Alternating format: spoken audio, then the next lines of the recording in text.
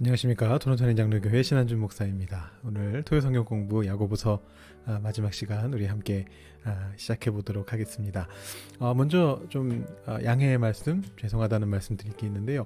우리 지난주 토요 성경 공부에 좀 문제가 있었습니다. 그래서 그 유튜브에서는 아예 재생이 안 됐고, 그다음에 비메오에 올라간 것은 저희 홈페이지 통해서 볼 수 있는 비메오에 올라간 버전은 중간에 약 35분 정도에서 끊기는 현상이 발생을 했습니다. 제가 그거를 바로 파악을 못해서 다음 날인 주일날 오후에 제가 청년부 예배 마치고 수정을 했었습니다. 그래서 처음에 토요일날 보셨던 분들은 이게 어떻게 된 건가, 왜 안 올라오고 있나, 혹은 비메오 쪽에 가보신 분들은 왜 중간에 이것이 끝나나 이렇게 생각하신 분들도 계셨을 것 같습니다. 다음에는 그런 일이 없도록 제가 좀 더 주의를 기울이겠습니다. 동영상에 인코딩 문제로 제 컴퓨터에서는 잘 재생이 됐는데 유튜브에서 재생이 안 되는 그런 현상이 좀 있었습니다. 네. 어차피 저희가 다음부터 우리 베드로서부터는 조금 또 다르게 진행을 해보려고 하는데, 이 동영상과 관련된 부분도 조금 한번 또 생각을 해봐서 어떻게 하는 것이 제일 좋을지 한번 좀 고민을 해보고 좀 그렇게 맞춰서 진행해 보도록 하겠습니다. 네, 오늘 우리 야고보서 마지막 시간이고요. 야고보서 5장 우리가 함께 공부하게 됩니다. 오늘 배울 내용은 이렇게 보시면 좀 꽤 많아 보이는데 생각보다는 이렇게 뭐 논란이 될 만한 부분들은 많지가 않습니다. 그래서 아주 깊이 저희가 들어갈 만한 그런 부분들은 없어서 이렇게 쭉 한번 훑어본다라고 생각하시고 보시면 될 것 같고요. 아마 제가 지금 계속해서 고민은 하고 있는데 베드로전서 후서 같은 경우도 가급적이면 이렇게 한눈에 좀 파악하실 수 있도록 도와드리는 방향으로 좀 만들어 보려고 생각을 하고 있습니다. 그래서 오늘 이 야고보서 5장 강의가 뭐 중간에 징검다리 같은 느낌으로 제가 살짝 준비를 해봤는데, 요거보다 조금 더 여러분들 이해하시기 편하게끔 제가 준비해 보려고 일단 생각을 하고 있습니다. 그래서 일단은 세 파트인데요. 보시다시피 5장 1절부터 6절은 앞에서 이어지는 내용으로 이 부유함에 대한 논의가 이어지는데, 하나님의 계획이 있기 때문에 우리 부자들이 그렇게 살아가면 안 된다라는 이제 그런 내용이 거기 적혀 있고, 5장 7절부터 12절까지는 인내에 대한 논의다라고 제가 제목을 붙여봤는데, 하나님의 심판, 역시 하나님의 계획과 관련이 있습니다. 하나님의 심판을 기다리면서 어떻게 우리가 크리스천들이 인내하면서 살아갈 수 있는가, 이 주제를 이야기하고, 마지막에는 뭐 연결된다고 보실 수가 있는데요. 어떤 심판을 기다리면서 어려움 속에서, 고난 속에서 인내하는 가운데에 우리가 하나님께 무엇을 구할 수 있는가, 그래서 치유에 대한 문제와 회개에 대한 문제, 이 두 가지를 가지고 이야기를 전개하고 있습니다. 우리가 쭉 해왔던 것처럼 제가 세 번역 말씀을 먼저 읽고요, 단락별로 그 다음에 설명을 한번 해보도록 하겠습니다. 먼저 1절부터 6절 말씀입니다. 부자들은 들으십시오. 여러분에게 닥쳐올 비참한 일들을 생각하고 울며 부르짖으십시오. 여러분의 재물은 썩고 여러분의 옷들은 좀 먹었습니다. 여러분의 금과 은은 녹이 슬었으니 그 녹은 장차 여러분을 고발할 증거가 될 것이요 불과 같이 여러분의 살을 먹을 것입니다. 여러분은 세상 마지막 날에도 재물을 쌓았습니다. 보십시오. 여러분의 밭에서 곡식을 뺀 일꾼들에게 주지 않고 가로챈 품삯이 소리를 지르고 있습니다. 그래서 그 일꾼들의 아우성 소리가 전능하신 주님의 귀에 들어갔습니다. 여러분은 이 땅 위에서 사치와 쾌락을 누렸으며 살육의 날에 마음을 살찌게 하였습니다. 여러분은 의인을 정죄하고 죽였지만 그는 여러분에게 대항하지 않았습니다. 아멘. 이제 여기에서 수신자가 바뀌고 있습니다. 지금까지의 수신자들은 부자들이라는 얘기가 없이 진행이 되고 있었고, 또 2장에서 부자들에 대한 얘기할 때도, 또 4장에 또 부자들 얘기를 할 때도 뭐 부자들을 직접 대상으로 이야기하진 않았었는데요. 여기에서 이제 대놓고 부자들은 들으라 라고 이렇게 말하면서 이제 시작을 합니다. 여기서 1절부터 6절까지는 사실은 여러분들 잘 아시는 구약 성경의 선지서들, 예언서들 속에 나오는 화 있을진저라는 그 말씀하고 굉장히 유사한 형태를 좀 가지고 있고요. 여기서 지금 부자들에게 닥쳐올 재난에 대해서 선포하고 있는 형식입니다. 그러니까 미래의 일인데 이 예언자들이 항상 어떻게 했느냐 하면 이 미래의 일이라 할지라도 이것이 마치 지금 일어난 것처럼 외쳤습니다. 우리말로 화 있을진저라고 번역된 것이 사실은 슬프도다 애곡하는 말이거든요. 죽은 자를 위한 애곡의 표현입니다. 그래서 영어 번역으로는 WOE 우라는 단어로 번역이 되는데 이게 무슨 의미냐 하면 아이고 아이고 우리나라 말로 치면 그 죽었을 때 애곡하는 바로 그거랑 똑같은 겁니다. 아이고 아이고 아이고 이 말투입니다. 이게 뭐냐 하면 너는 이미 죽어 있다. 지금 너는 살아있고 지금 너는 잘 나가고 있고 너는 지금 놀라운 것들을 하는 것처럼 보이지만 너는 사실은 하나님의 관점에서 봤을 때는 이미 죽어 있다. 네가 하고 있는 행실이 네가 보여주고 있는 모습들이 너는 이미 죽은 사람처럼 살아가고 있는 거다라고 말하는 이제 그것이 구약에 나오는 예언서의 양식인데요. 이거를 지금 야고보도 거의 비슷하게 쓰고 있습니다. 그래서 이제 우리말 성경은 미래의 시제들을 쓰고 있지만 실제 그 헬라어 성경을 보시면 과거 시제가 쓰여진 경우들이 있습니다. 여기 2절 같은 경우에도 과거 시제가 쓰여져 있습니다. 그러니까 이게 뭐냐 하면 정말 그렇다는 얘기가 아니라 그거나 다름없다. 너희들은 이런 존재다. 지금 니들이 생각하는 것과 다르다라는 얘기를 하기 위한 어떤 문학적 방법이죠. 여기 보시면 부자들에게 뭐라고 얘기하느냐 하면 여러분들에게 닥쳐올 그런 비참한 일들 생각하라. 부자들에게 어떤 비참한 일이 생겨날까요? 부자들이 무엇을 자기들이 비참한 일을 경험할 거라고 생각하고 있을까요? 이제 뒤에 나오게 됩니다. 그래서 그 비참한 일들을 생각하면 울며 부르짖을 수밖에 없다. 애곡해라, 애통해해라 라고 그렇게 이야기를 합니다. 그럼 구체적으로 무슨 일들이 벌어지고 있느냐? 자, 재물은 썩고 옷들은 좀 먹었습니다. 자, 지금 여기 보시면 과거형이 쓰여지고 있죠. 근데 실제로 그렇다는 얘기가 아닙니다. 여기서 재물은 썩고 옷들은 좀 먹었고 금과 은은 녹이 쓸었다라고 돼 있는데 여러분 금하고 은이 녹이 쓰나요? 금과 은이 녹이 쓴다라는 걸 보신 적이 있습니까?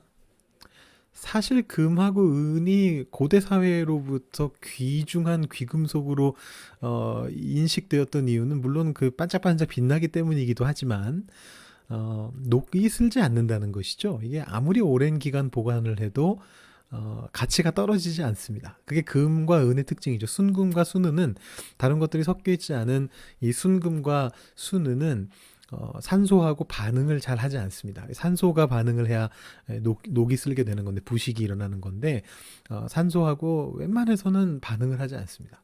녹이 안 슬죠. 그래서 여기에서 지금 과거형으로 얘기하고 있지만 이미 일어난 일처럼 얘기하고 있지만 너희들의 재물은 썩었다. 너희들의 옷들은 좀 먹었다. 너희들의 금과 은은 녹이 슬었다라고 말하고 있지만 이것은 현실이 아닙니다. 일어난 일을 얘기하는 것이 아닙니다. 비유적인 표현입니다. 지금 부자들이 재물들을 쌓아놓고 옷들을 쌓아놓고 금과 은을 쌓아놨습니다. 근데 그 속은 썩어 있다는 것입니다. 못 쓰게 된다는 것입니다. 의미가 없어진다는 것입니다.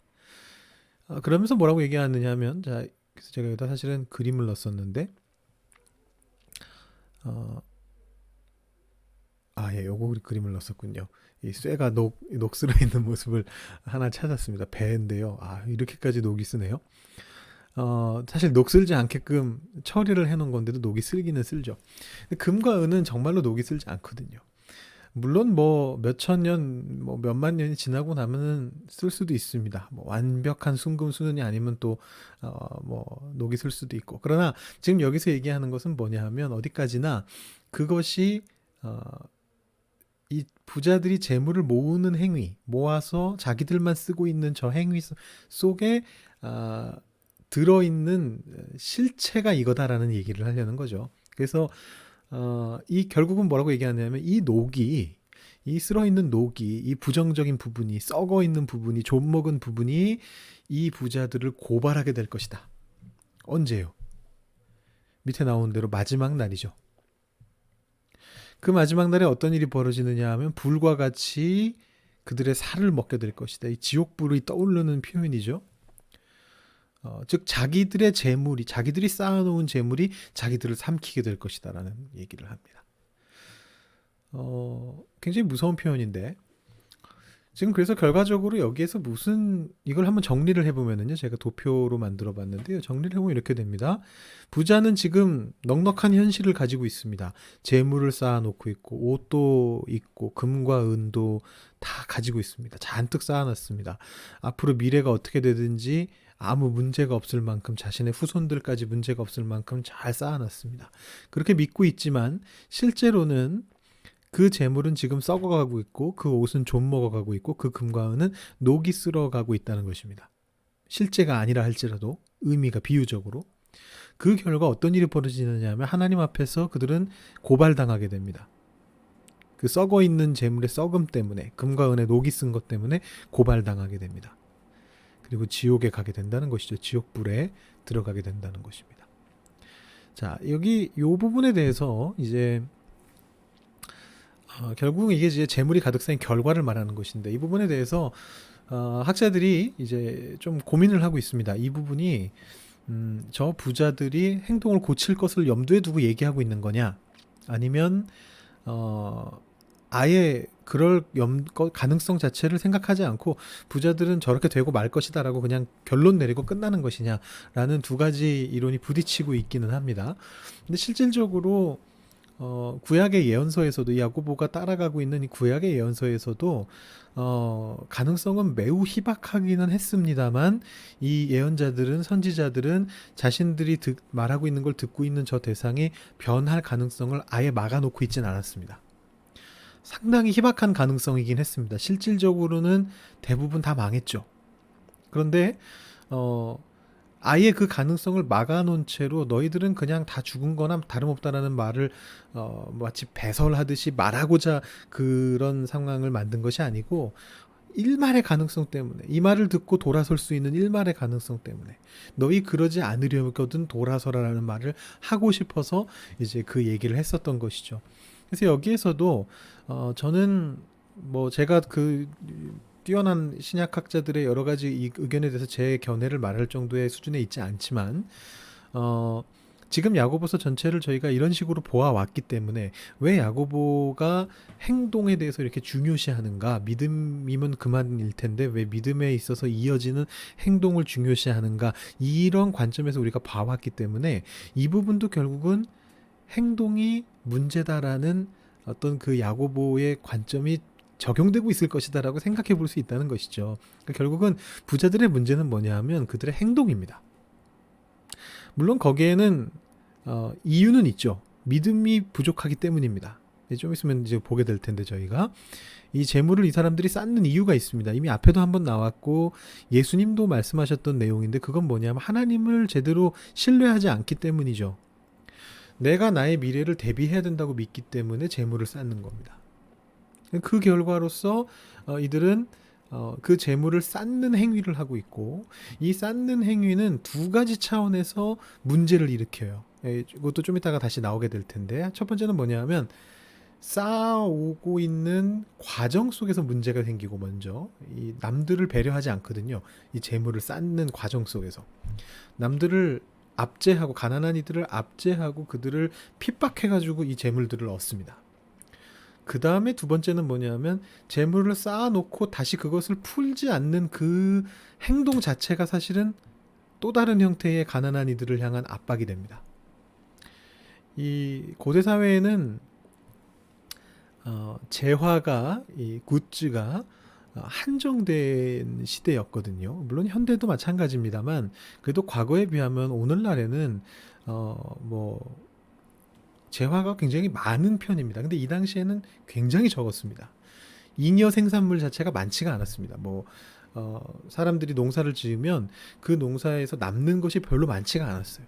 그러니까 이때 당시에 부자가 자신들이 재물을 쌓아놓고, 음식을 쌓아놓고, 은을 쌓아놓고, 그것을 자기들만을 위해서 조금씩 쓰면서 쓰지 않고 있는, 그 미래를 대비한다는 이유로 쓰지 않고 있는 그 행위 자체가 결국은 사회 공동체에 심대한 타격을 주는 행동인 겁니다.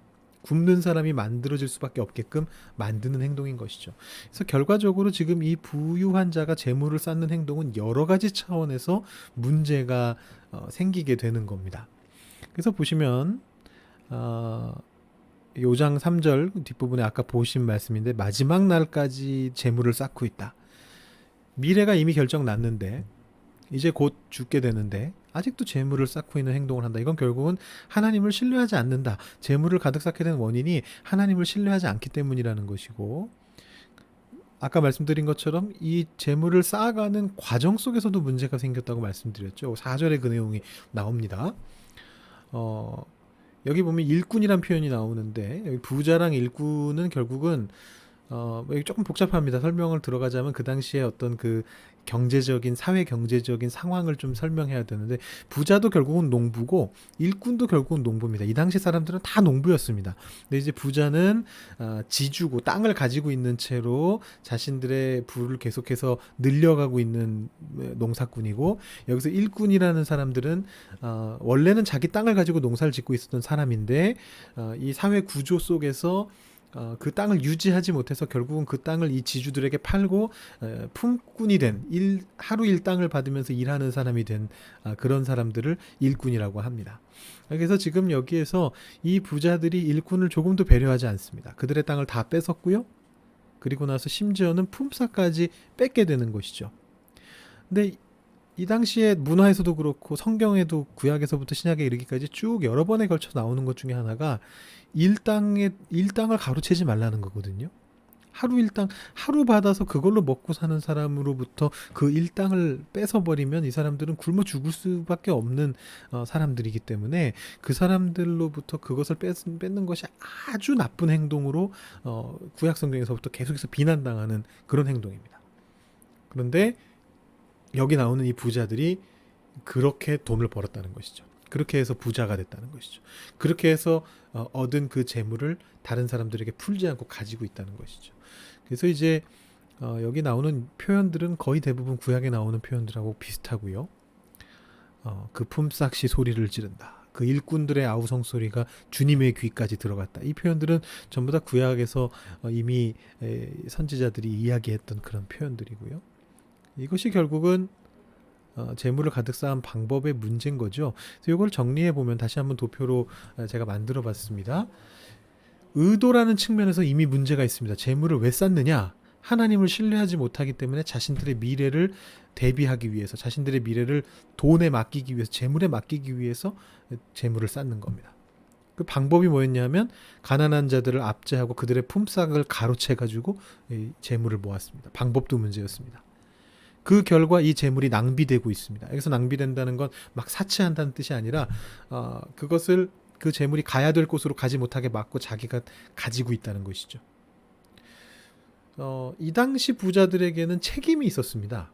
지금도 마찬가지지만 지금도 우리가 기업 같은 곳에 사회적 책임이라는 것을 요구하는 까닭은 그들의 어떤 그 경제 활동 자체가 나쁘다고 말하려고 하는 것이 아니고, 그들이 그렇게 해서 벌어들인 돈을 사회에 환원해야만 이 사회가 서로 균형을 맞추면서 갈 수 있기 때문입니다. 그래서 우리가 각 기업들에 대해서 사회적 책임을 져라, 사회적 의무를 다해라, 사회에 환원해라, 그 이익을 환원해라, 이런 얘기들을 하는 이유가 사실은 그것 때문인데 이 당시에는 더 컸다는 것이죠. 그래서 자신들의 가지고 있는 재물을 가난한 자들을 구하기 위해서 써야만 하는 의무가 있었는데 하지 않았다는 것입니다. 결국은 이것이 총체적인 난국인 것이죠. 뭐 하나 제대로 돌아가는 게 없는 겁니다. 의도도 그렇고 방법도 그렇고 결과도 그렇고 뭐 하나 제대로 돌아가는 게 없는 아주 총체적 난국에 빠지게 되었다라는 것입니다. 지금 여기에서 야고보가 이런 어떤 구약 성경의 표현법을 가져와서 들으라라고 말하면서 공격하는 이 표현을 가져와서 말함으로써 결국은 이 부자들에게 그 행동을 고쳐야 된다.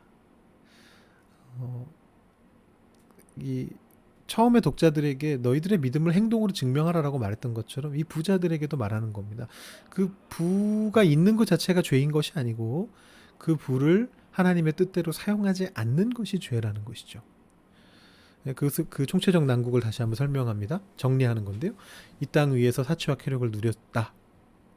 그리고 사륙의 날에 마음을 살찌게 하였다. 이 사륙의 날은 구약에 말하는 여호와의 날이죠. 최후의 날을 말합니다. 마지막 날, 심판의 날. 여러분은 의인을 정죄하고 죽였지만 그는 여러분에게 대항하지 않았습니다. 6절의 말은 조금 더 설명할 수 있는 여지가 있기는 있는데요. 이 의인이 정확하게 누구냐? 예수님인가? 혹은 이 야고보서를 썼다고 생각되어지는 야고보라는 존재가 이 후대의 의인 야고보로서 알려지게 되거든요. 그래서 그 야고보서를 후대에 편집한 사람들이 야고보를 염두에 두고 이 말을 쓴 것인가? 뭐 그럴 수도 있고 그렇게 보는 학자들도 있고요. 그 다음에 이제 앞에서 이어지는 내용으로 본다면 구약의 것과 연결해서 본다면 이 가난한 이들이 의인으로서 간주되는 것일 수 있습니다. 부자들에게 이유 없이 고난당한 사람들, 그 사람들을 대항할 수도 없었던 사람들, 이제 그 사람들을 이야기하는 거다라고 볼 수도 있습니다. 어쨌든 이 전체 맥락에서 1절부터 6절에 나오는 내용은 그런 내용인 겁니다. 부자들이여 그렇게 살지 말아라. 지금 너희들이 돈을 모은 방법도, 돈을 모은 의도도, 돈을 모은 방법도, 돈을 모아서 가지고 있다는 그 행동의 결과 자체도 모두가 다 하나님의 뜻에 어긋난다. 하나님의 뜻대로 행동해야 된다라는 이제 그런 이야기들을 이야기하고 있습니다. 7절부터 12절로 한번 넘어가 봅니다. 제가 7절부터 12절까지 먼저 세번역으로 읽어보겠습니다. 그러므로 형제자매 여러분, 주님께서 오실 때까지 참고 견디십시오. 보십시오. 농부는 이른 비와 늦은 비가 땅에 내리기까지 오래 참으며 땅의 귀한 소출을 기다립니다. 여러분도 참으십시오. 마음을 굳게 하십시오. 주님께서 오실 때가 가깝습니다. 형제자매 여러분, 심판을 받지 않으려거든 서로 원망하지 마십시오. 보십시오. 심판하실 분께서 이미 문 앞에 서 계십니다. 형제자매 여러분, 주님의 이름으로 예언한 예언자들을 고난과 인내의 본보기로 삼으십시오. 보십시오. 참고 견딘 사람은 복되다고 우리는 생각합니다. 여러분은 욥이 어떻게 참고 견디었는지를 들었고 또 주님께서 나중에 그에게 어떻게 하셨는지를 알고 있습니다. 주님은 가여워하시는 마음이 넘치고 불쌍히 여기시는 마음이 크십니다. 나의 형제자매 여러분, 무엇보다도 맹세하지 마십시오. 하늘이나 땅이나 그 밖에 무엇을 두고도 맹세하지 마십시오. 다만 예해야 할 경우에는 오직 예라고만 하고 아니요 해야 할 경우에는 오직 아니요라고만 하십시오. 그렇게 해야 여러분은 심판을 받지 않을 것입니다. 아멘. 자, 여기서 이제 주제가 바뀌는데요. 인내에 대한 것으로 바뀌게 됩니다. 여기 보시면 이제 부르는 표현도 바뀌었죠. 형제자매 여러분, 아델포이, 형제들아라고 지금 얘기를 하고 있고요. 이 아델포이가 왜 형제자매로 번역되어야 되는가는 제가 지난 시간에 살짝 말씀을 드렸었고요. 세 번역은 형제자매라고 번역을 했습니다. 주님께서 오실 때까지 무엇을 해야 된다? 참고 견뎌야 된다. 이제 인내에 대한 주제로 넘어왔습니다.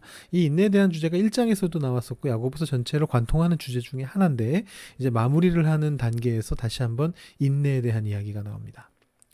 그래서 이제 부자들에게는 그 행동을 바꾸라라고 말한 대신에 이제 가난한 자들, 크리스천으로서 살아가고 있는 사람들에게 뭐라고 이야기하느냐 하면 이제 참고 견뎌야 된다. 언제까지? 주님이 오실 때까지, 재림하실 때까지.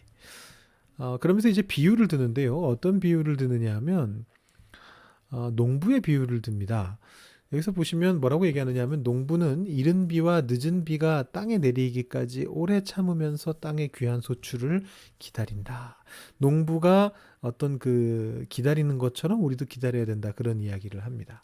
여기서 나오는 이른 비하고 늦은 비는 여러분 많이 들어보셔서 아시겠습니다만 그 한 해 농사를 좌우하는 비라고 보시면 됩니다. 실질적으로 비는 더 많이 오는 때는 겨울입니다. 겨울에 이스라엘은 겨울이 우기거든요. 그래서 농작물이 자라는 기간 동안 계속해서 비가 내려줍니다. 겨울에. 근데 이제 문제는 뭐냐 하면 이른 비는 그 겨울 우기가 오기 전에 내리는 비입니다. 여름이 건기라서 여름 내내 비가 안 오는데 그래서 이제 땅이 아주 그냥 바삭하게 말라버리거든요. 근데 이 마른 땅에 이른 비가 제때 내려주지 않으면 농사를 시작할 수가 없습니다.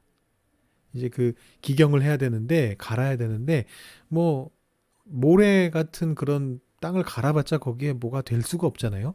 그러니까 이른 비가 반드시 제때 내려줘야 되는데 이게 일주일이라도 늦게 내리면 농사 자체를 시작하지 못하거나 굉장히 늦게 시작해서 소출이 아주 적어질 수 있는 그런 것이 이른 비입니다.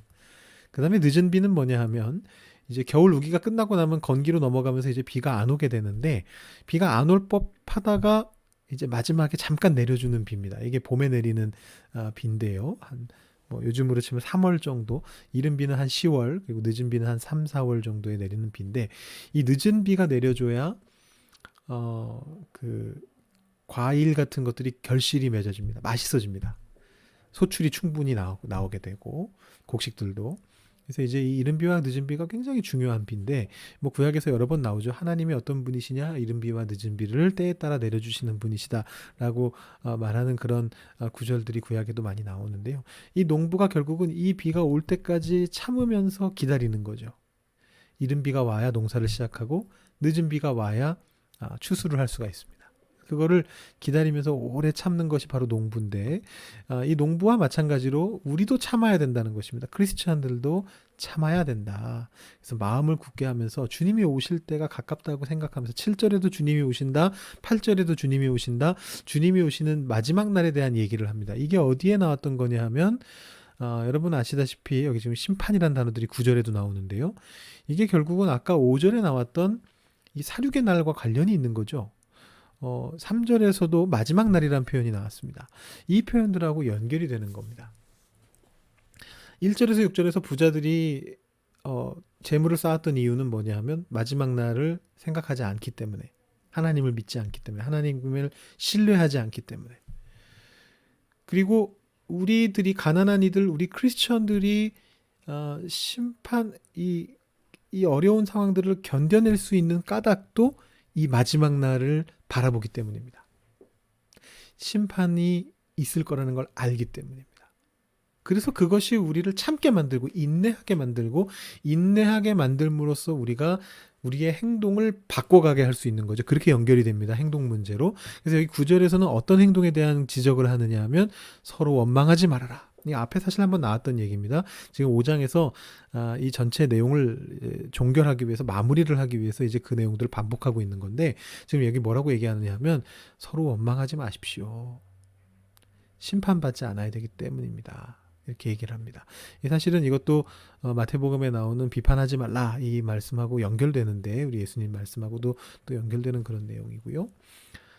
그 다음에 10절 11절에 보면 예시가 나옵니다. 참았던 사람들, 이 하나님을 믿으면서 참았던 사람들, 그래서 예언자들이 10절에 나오고, 11절에는 욥이 나옵니다. 뭐 누구보다 잘 우리가 알고 있는 참았던 사람, 인내의 사람이죠. 그래서 예언자들과 욥이 있다. 그리고 이들이 마지막에 어떻게 되었는지 한번 생각해 보아라. 하나님이 우리를 불쌍히 여기신다. 이렇게 예시를 들고 있고요. 자, 그 다음에 12절에 좀 특이한 내용이 나옵니다. 이거 어떻게 연결해야 되나 싶은 그런 얘기가 나오는데, 맹세하지 말라라는 그런 얘기가 나오거든요.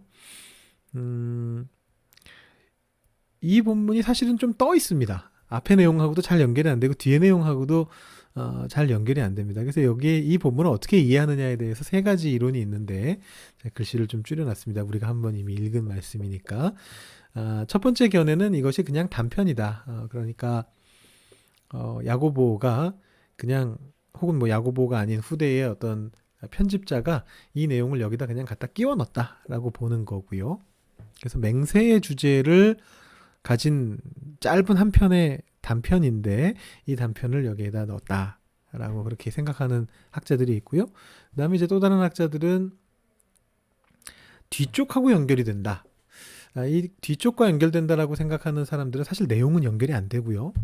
뭐 때문에 이게 뒤랑 연결된다고 얘기하느냐 하면, 12절에 제가 파랗게 표시해 놓은 무엇보다도라는 표현이 나오는데, 이 무엇보다도라는 말을 이렇게 해석하면 안 되고, 이게 이 당시 헬라 서신에서 마지막 단위를 도입하는 어떤 그런 표현이라는 것이죠.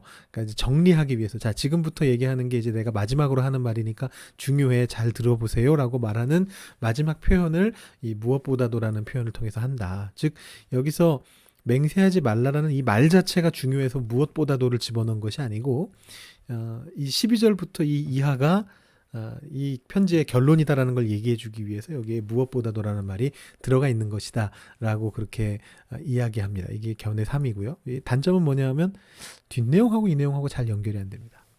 저는 사실은 두 번째 견해, 여기 견해 2를 제가 채택하려고 하는데, 이건 뭐냐 하면, 앞에 7절 11절과 연결이 된다고 보는 겁니다.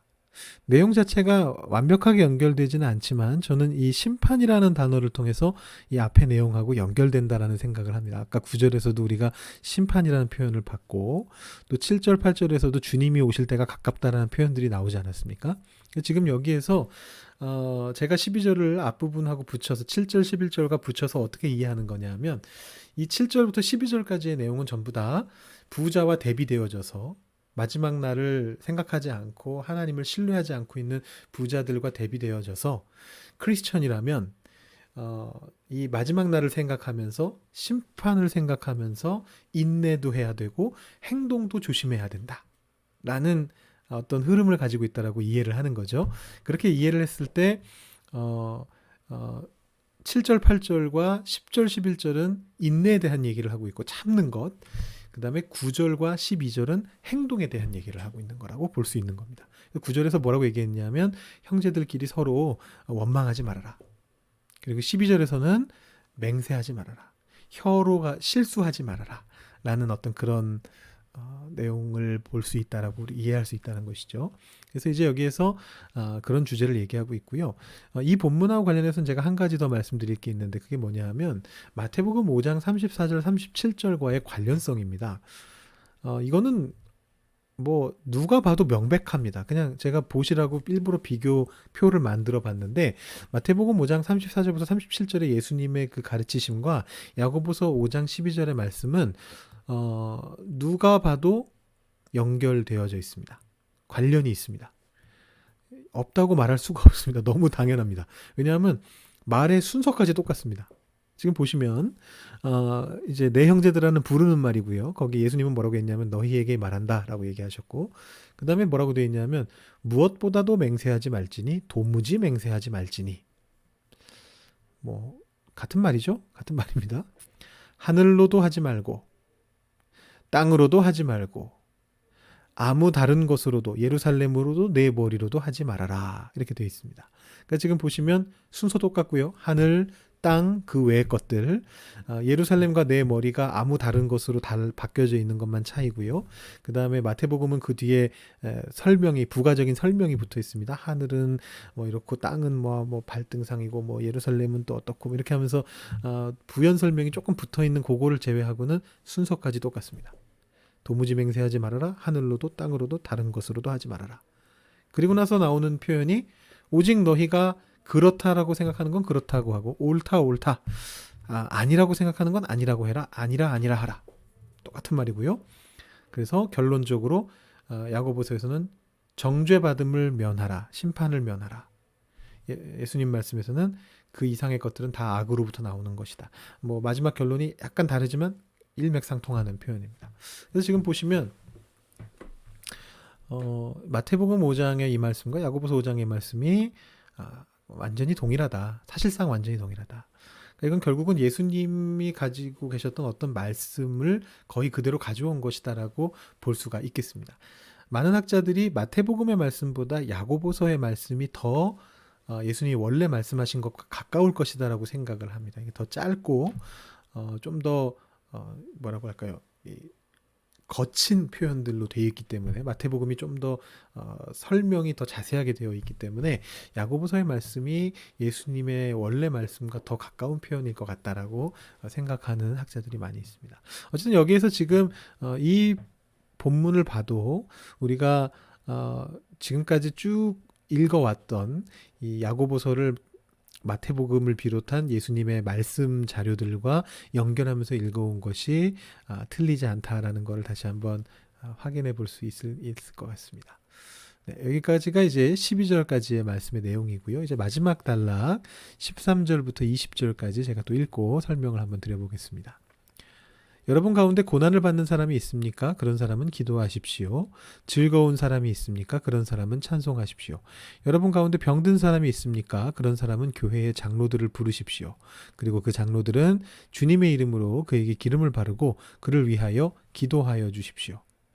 믿음으로 간절히 드리는 기도는 병든 사람을 낫게 할 것이니 주님께서 그를 일으켜 주실 것입니다. 또 그가 죄를 지은 것이 있으면 용서를 받을 것입니다. 그러므로 여러분은 서로 죄를 고백하고 서로를 위하여 기도하십시오. 그러면 여러분은 낫게 될 것입니다. 의인이 간절히 비는 기도는 큰 효력을 냅니다.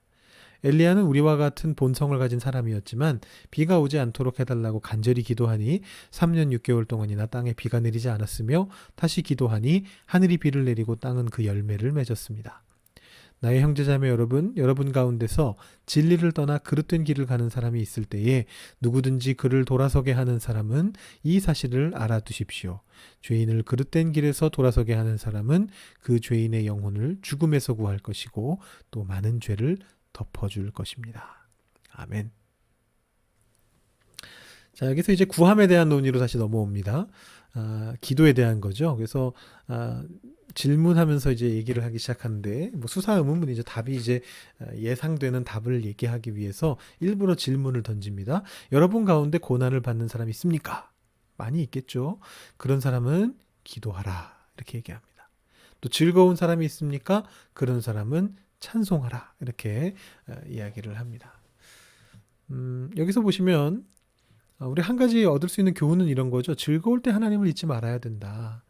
지금 야고보가 4장에서 이미 이 주제를 한번 얘기했거든요. 물론 구함에 대한 논의에서 얘기한 게 아니고 부함에 대한 논의에서 얘기한 거긴 합니다만 연결은 됩니다. 거기 보면 어떤 상인들이 다른 지역으로 다른 도시로 장사하러 가면서 하나님에 대해서는 생각하지 않고 그냥 내가 장사 잘해가지고 돈 많이 벌어야지 하면서 스스로 우쭐대고 있는 그런 모습들을 묘사한 게 있습니다. 야고보가 뭐라고 얘기하느냐 하면 그러면 안 된다. 주님께서 하게 하셨다라고 얘기해야 된다. 고백해야 된다. 라고 그렇게 지적해주는 장면이 4장 끝부분에 있었습니다.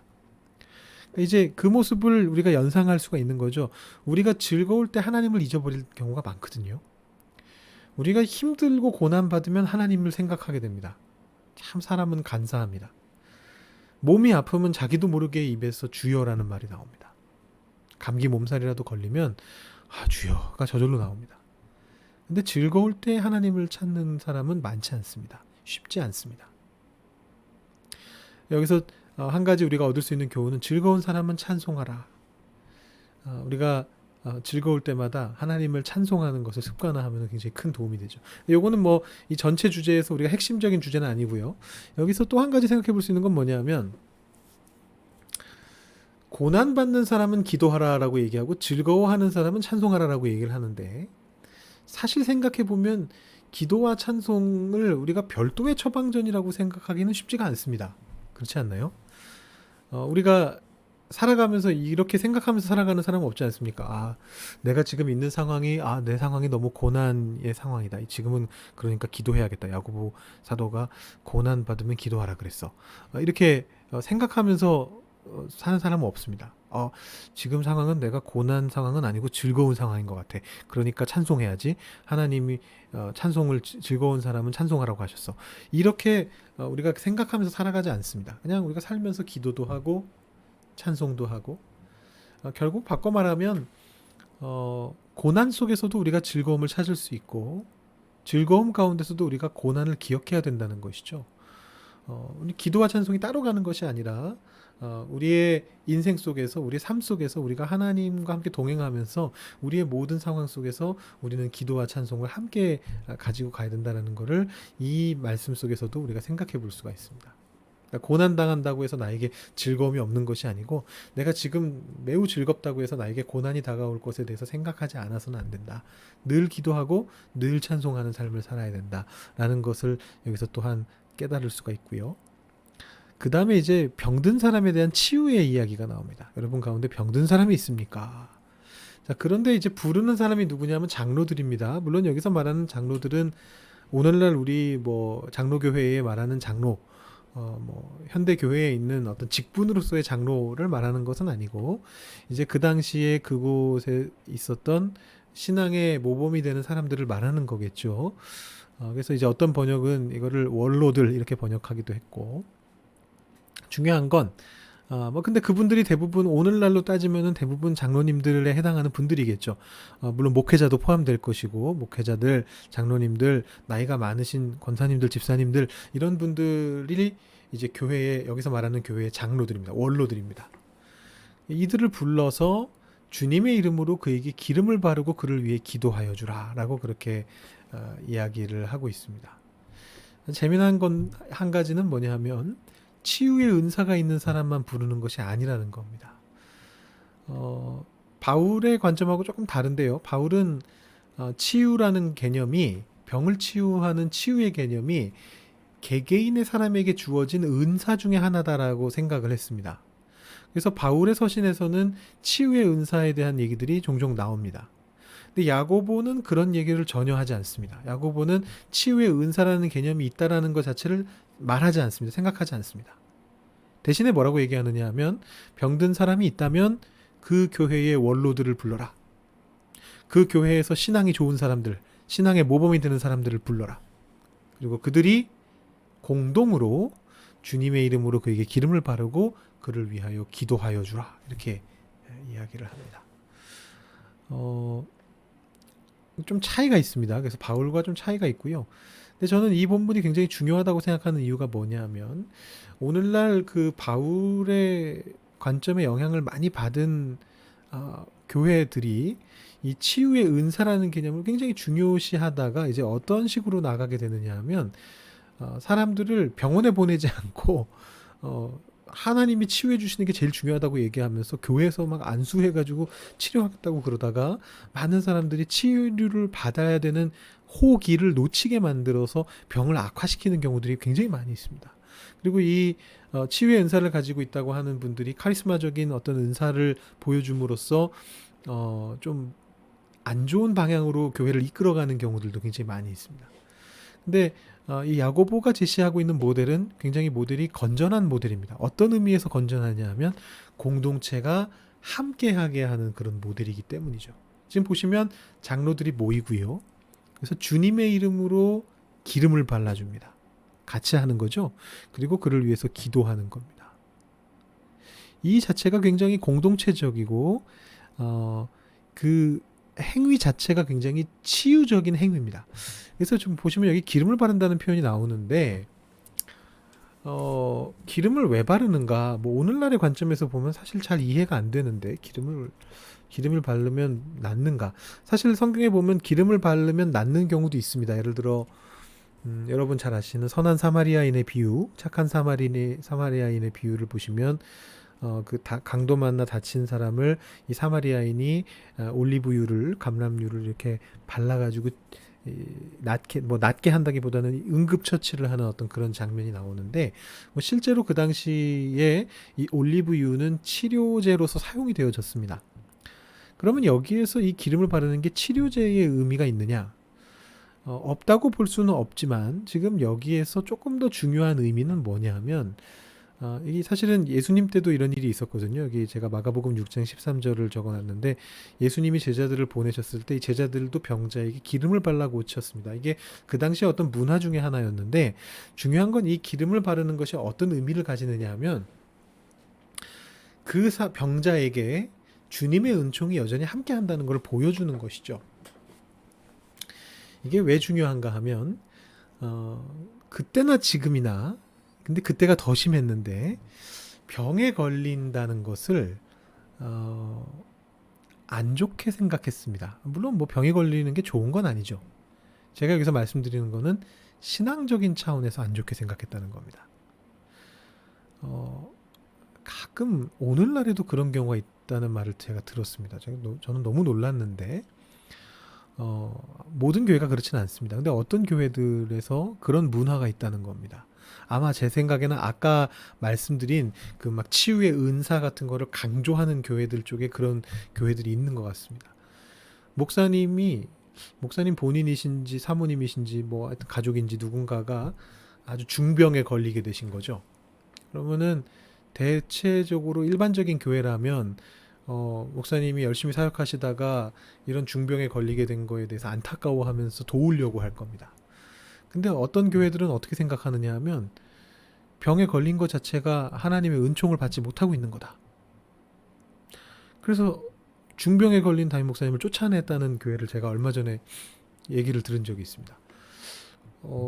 저는 잘 납득이 안 되더라고요. 제가 목사라서 그런 건 아니겠죠. 저는 잘 납득이 안 되더라고요. 이게 어떤 관점이 있느냐 하면 병자는 주님의 은총이 떠났다. 병에 걸렸다는 것은 그 사람이 이제 더 이상 주님의 은총을 받지 못하고 있는 것이다. 혹은 이제 요 뒤에 조금 뒤에 보면 나오게 되겠습니다만 15절에 나옵니다만 죄의 결과물이다. 죄를 지었기 때문에 병이 생긴 것이다. 라는 어떤 관점이 굉장히 그 당시에는 특히나 더 우세했고 현대까지도 남아 있습니다. 그게 문제가 되는 겁니다. 목사님이 중병에 걸려 죄를 지었나 보다. 우리가 모르는 죄가 있는 거야. 더 이상 하나님의 은혜를 받지 못하는 거야. 이렇게 생각하게 된다는 것이죠. 근데 지금 여기에서 야고보가 가르쳐 주는 거는 다른 겁니다. 병이 들어있어?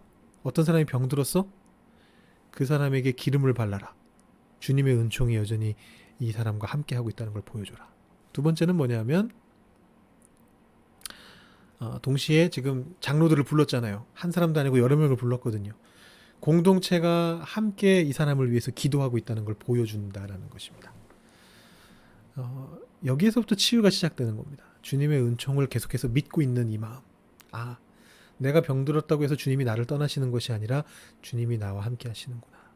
내가 병들었다고 해서 공동체의 사람들이 나를 버리거나 나를 괄시하거나 나를 이상한 사람으로 보는 것이 아니라 이 공동체가 나를 위해서 기도해주고 이 공동체가 나를 사랑해주고 있구나. 이것을 느끼는 그 시점에서부터 치유가 시작되는 것이죠. 그래서 이제 이 말씀을 토대로 사실은 그 가톨릭 같은 경우는 그 종부성사라는 거를 합니다. 우리는 개신교는 7가지 성례를 인정을 안 하고 2가지 세례하고 성찬만 성례로서 인정을 하는데 가톨릭 같은 경우는 7가지 성례를 얘기하지 않습니까? 그래서 그걸 종부성사라고 해서 죽을 병에 걸린 사람에게 죽기 전에 가서 기름을 발라주는 예식을 해왔습니다. 오랜 세월 동안 해왔는데 이 가톨릭이 개혁을 하게 됩니다. 여러분들 중에 혹시 아시는 분들도 계시겠지만 개신교의 신학자 중에 그 20세기 가장 위대한 신학자라고 불리는 칼바르트라고 하는 신학자가 있습니다. 신학의 물꼬를 아예 바꿔놓은 사람인데요. 그 자유주의 리버럴 신신학 쪽으로 가는 신학의 말 그대로 멱살을 잡아가지고 다시 돌려놓은 사람이 칼바르트라는 사람인데, 이 칼바르트라는 사람의 신학의 영향을 받아서 가톨릭에서도 개혁이 일어나게 됩니다. 그게 1950년대에 일어났던 제2차 바티칸 공회라고 하는 공회입니다. 그 굉장히 중요한 공회였고요. 그 공회를 하면서 이 개신교 신학자 칼바르트의 영향을 깊게 받아서 그 많은 부분에서 개혁이 일어났는데 그 중에 하나가 이 종부성사가 개혁됩니다. 그래서 이전까지는 죽기 직전에 가서 병에서 나을 수 없는 죽음 직전에 있는 사람에게 가서 그 사람을게 그 기름을 발라줬는데 이제는 병자성사라고 이름을 바꿨고요. 모든 병든 사람들이 신부님을 부르면 가서 이 성사를 합니다. 기름을 발라주고 주님의 이름으로 기도해주는 그것을 합니다. 우리 개신교도 이것을 성례의 하나로 인정하지는 않습니다만 거의 모든 교회가 이것을 합니다. 우리 장로교 같은 경우는 그 성찬 병상 성찬식이라고 해서 약간 좀 변화시켰습니다. 그래서 병상 성찬식을 하게 되어 있습니다. 장로교하고 감리교 같은 경우는. 그래서 아마 저희 교회도 예전에 코비드 19 있기 전에 담임 목사님께서 이렇게 뭐 양로원도 찾아가시고 병상에도 찾아가셔서 이렇게 거기서 조그마한 성찬기 가지고 성찬을 하시는 모습을 저도 옆에서 한번 몇 번 뵌 적이 있는데 이제 그게 이제 장로교 전통에 있는 이 병자 성사와 관련돼 있는 전통입니다. 우리는 기름을 바르지는 않으나 성찬으로 그걸 대체해서 이제 같은 마음을 가지고 하는 겁니다. 우리 교회가 병에 걸린 당신과 함께 있습니다. 그리고 바로 이 자리에 예수님의 은총이 함께하고 계십니다. 라는 것을 보여주는 거죠. 그것을 통해서 그들의 믿음을 회복시키고 그들의 병을 치유가 시작되게끔 만들어주는 것입니다. 그래서 이게 굉장히 중요한 말씀 중에 하나고요. 5장 14절이 가톨릭의 병자성사, 또 정교회의 성유성사, 정교회는 이 말씀을 더 엄격하게 지켜서 사제가 7명이 가서 복음서를 7번 읽고 첫 장부터 끝장까지 7번 읽으면서 기름을 발라준다고 합니다. 굉장히 은혜롭지만 또 굉장히 번거로울 것 같기도 합니다. 복음서를 1장부터 마태복음 1장부터 요한복음 끝장까지를 7번을 읽어준다니까. 일곱 명의 그 정교회 사제분들이 한 사람이 한 번씩 7번을 읽어주는 형태로 이 성유성사라는 걸 한다고 합니다. 어쨌든 그 중요한 의미는 뭐냐 하면 주님이 함께 하시고 우리도 함께 한다. 공동체도 함께 한다. 라는 그런 어떤 의미를 담는 어떤 그런 것입니다. 그래서 그 내용을 이제 다시 한번 얘기합니다. 믿음으로 간절히 드리는 기도는 그 병든 사람을 낫게 할 것이고 주님께서 일으켜 주실 것입니다. 죄 지은 것이 있다면 용서받게 될 것입니다. 의인의 간절한 기도는 큰 효력이 있습니다. 이렇게 이야기를 하고요. 죄송합니다. 근데 거기에서 지금 한 가지 우리가 좀 짚고 넘어갈 게 있습니다. 여기 보시면 죄라는 단어가 나오는데 지금 여기에 이런 관점이 깔려 있습니다. 아까 제가 잠깐 말씀드렸습니다만 병은 죄의 결과물이다. 죄를 지은 것 때문에 병이 생겼다. 라는 어떤 그 관점이 이 15절, 16절 뒤에 깔려 있습니다. 사실 이것은 성경에 굉장히 넓게 퍼져 있는 사상입니다. 병이 죄 때문에 생기는가? 성경의 많은 부분이 이 사상을 반영하고 있습니다. 굉장히 많은 부분이 구약에서부터 시작해서 신약에 이르기까지 아주 많은 부분에 이런 표현들이 나오고 있고요. 사실은 그거는 그 당시의 문화와 사실은 밀접한 관련이 있습니다. 제가 이걸 다 설명드리려면 지금부터 다시 새롭게 한 시간을 해야 되기 때문에 이것은 혹시 다음에 기회가 생기면 제가 조금 더 자세하게 설명을 드리겠습니다. 이 당시의 문화 그 어떤 그 명예를 소중히 여기는 바로 그 문화, 체면을 중시하는 그 문화와 상당히 밀접한 관련이 있어서 병을 죄의 결과로 보는 것이 대세였습니다. 예수님은 이 입장을 배격하셨죠. 여러분 아시다시피 어떤 나면서부터 맹인인 사람이 있었는데 그가 이제 있는 걸 보고 제자들이 얘기했죠. 저 사람이 왜 맹인이 됐습니까? 왜냐하면 이게 질문이 생길 수밖에 없거든요. 병이 죄 때문에 생긴다면 태어나면서부터 병을 갖고 태어난 저 사람은 맹인으로 태어난 저 사람은 죄를 지을 기회도 없이 태어나자마자 자신의 죄의 결과물이 아닌 어떤 결과물로서 이 병이 생긴 거 아닙니까? 그러니까 이제 질문이 당연히 생기는 겁니다. 저 사람은 자기 죄로 눈이 먼 겁니까? 부모의 죄로 눈이 먼 것입니까? 그거에 대해서 예수님이 뭐라고 그러시냐면 둘 다 아니다. 하나님의 영광을 드러내기 위함이다. 이렇게 이야기하시죠. 그래서 사실은 예수님은 이런 입장을 받아들이지 않으셨는데 그런데 여전히 이런 문화의 언어는 그대로 사용도 하셨습니다. 그래서 예수님이 다른 장면에서는 마치 이걸 인정하는 것처럼 보이게끔 말씀하시는 부분들도 있습니다. 예를 들어 그 병자를 낫게 하시면서 내 죄사함을 받았느니라 라고 말씀하시는 부분 뭐 그거 가지고 또 논쟁이 일어나죠. 누구길래 죄를 사하느냐 막 이러면서 막 논쟁이 일어납니다. 그 사람들은 당연하다고 생각하고 있기 때문에 병과 죄를 떼어서 생각하진 않습니다. 병이 나았느니라나 죄사함을 받았느니라나 그 사람들 입장에서 똑같은 말입니다. 그래서 그걸 때문에 논쟁이 일어난 게 아니고 저 사람이 누군데 함부로 남의 죄를 사한다 만다 이런 말을 하느냐 이제 이런 식의 논쟁이 일어났던 거죠. 그래서 예수님이 이 당시의 문화의 언어들을 그대로 사용하십니다. 예수님이 그것이 예수님의 어떤 성육신의 모습이었죠. 그러나 예수님께서 그 입장을 완전히 받아들이셨던 건 아니셨다라는 걸 보여주는 것이 바로 그 나면서부터 소경된 맹인된 사람의 스토리입니다. 그래서 어쨌든 병이 죄 때문에 생기는가 성경의 많은 부분에 그렇게 묘사는 하고 있습니다만 오늘날 우리가 그것을 그대로 받아들이기는 조금 힘이 들고요. 여기 표현되는 것처럼 구체적인 죄가 구체적인 병을 일으킨다기보다는 사실 욥기에서도 그게 그 부분이 반박되고 있지 않습니까? 욥의 세 친구들은 욥에게 뭐라고 얘기하냐면 네가 이런 병이 생기고 이런 재난을 당하는 거는 네가 무슨 죄를 지었기 때문이야. 너 그거 기억 못하고 있는데 그거 기억해서 그 죄를 고백하고 자백하고 용서받아야 너 여기서부터 나을 수 있어라고 욥의 친구들이 그렇게 얘기하니까 욥이 거기에 대해서 반발하죠. 나는 그런 죄를 저지른 것이 없다. 내가 이 고통의 시기를 지나가고 나면 내가 정금이라는 것이 드러나게 될 것이다. 나는 아무런 죄도 없는, 아무런 불순물도 없는 존재라는 것이 드러나게 될 것이다. 이렇게 항변하는 장면이 욥기에도 나옵니다. 이제 그 당시 사람들은 그렇게 생각했지만 성경 안에서 그렇게 생각하지 않는 내용들도 나오는 거죠. 욥에서도 나오고 예수님의 말씀에서도 나오죠.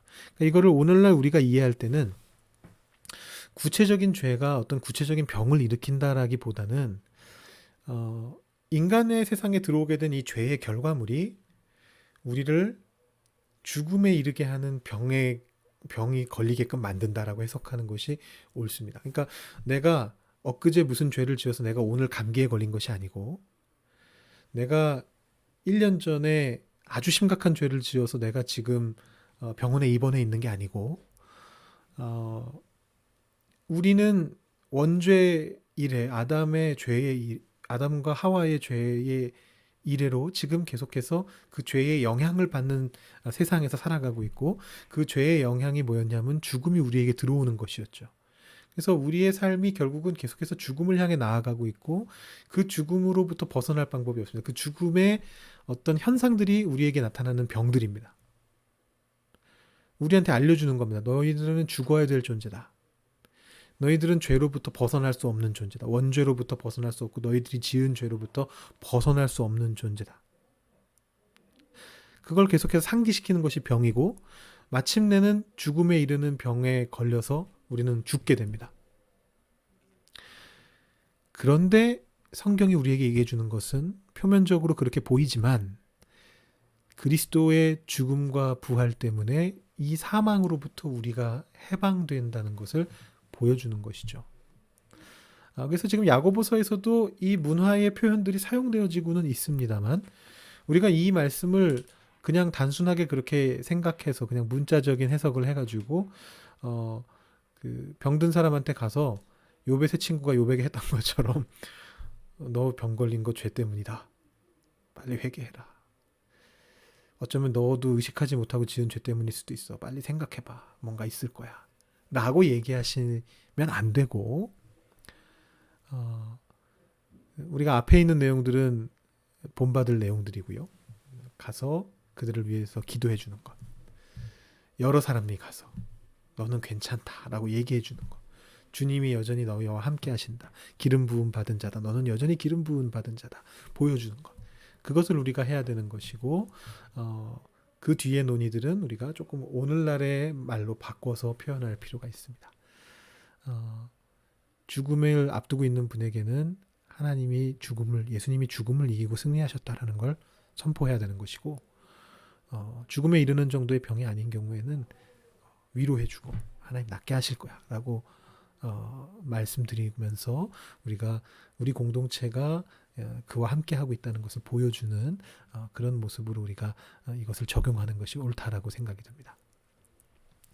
17절 18절에 이 기도의 힘의 예시가 나옵니다. 엘리야라는 사람이 나오고요. 뭐 여러분 잘 아시기 때문에 제가 자세하게 설명드리지는 않아도 될 것 같고요.